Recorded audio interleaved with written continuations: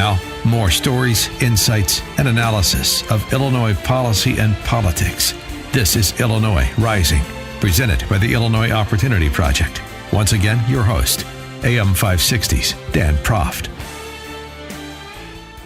Dan Proft back with Pat Hughes in this edition of Rising. And Pat, here's another curious wrinkle in Illinois in terms of the culture of kleptocracy here. You have elected officials who are also lobbyists. So you have elected officials in one unit of government lobbying other units of government. Some people would say that's an inherent conflict of interest, but not the Zalewski family. Let me introduce you to a couple of the Zalewskis. 23rd Ward Alderman in Chicago, Mike Zalewski, lobbies the state legislature with his under the auspices of his Z Consulting Group.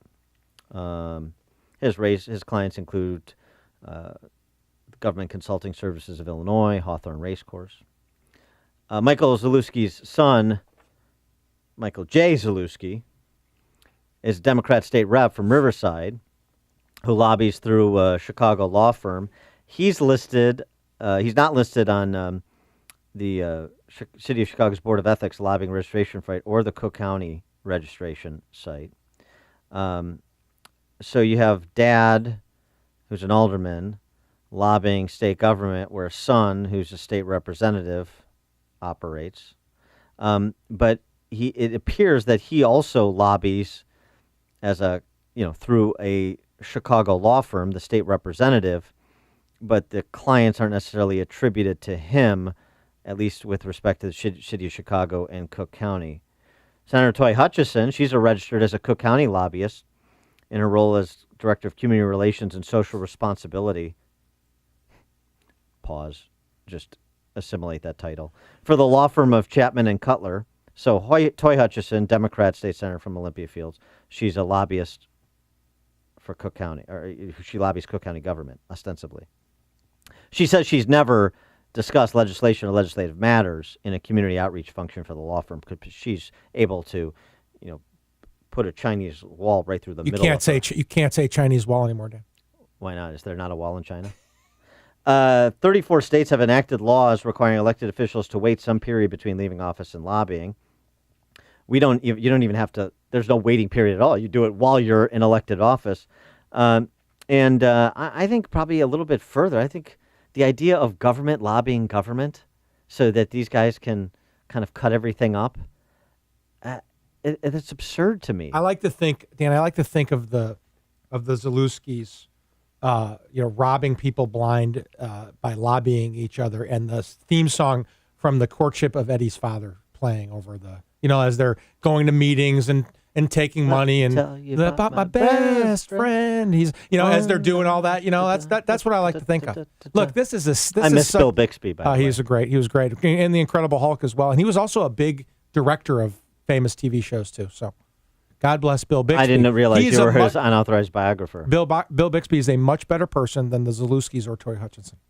That's a bold statement. I didn't know Bill Bixby the same way. You wouldn't have to know him at all to know that. You would literally not have to know him at all. By virtue of The Courtship of Eddie's Father, he's a better person than these cretins that are running our state government. Okay, Mr. Eddie's father.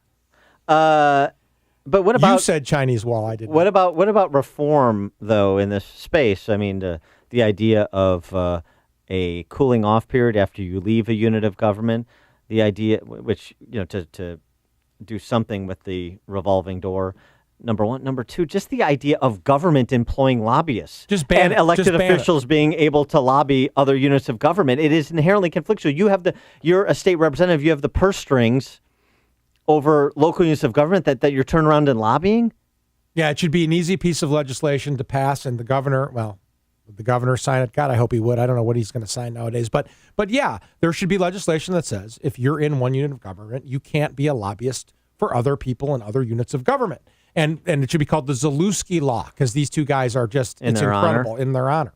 Yeah, well, that's not the other. It's not the only ones. Just father and son. But yeah, I mean, I just like the father and son thing. It's got that. I know. I got the courtship. It's got that Corleone feeling to it. I think. Yeah, more like silver spoons, wouldn't it be? the Ricker? You remember Silver Spoons? I do remember Silver Spoons. You don't tell me you didn't have the poster of Ricky I remember Schroeder he on had your that. wall. He You had that. did. He had that train. He was in that movie with John Voight, the boxing movie. Oh, Ricky it's Schroeder. great. Yeah, That's it's called the Fighter. No, it wasn't No, called The Boxer. Fighter. It The wasn't Boxer. Yeah. What was it called? Keep the Champ. Keep throwing out Champ, names yes. of names of Simon and Garfunkel songs to try to answer this question. It's the Champ. Bridge Over Troubled Waters.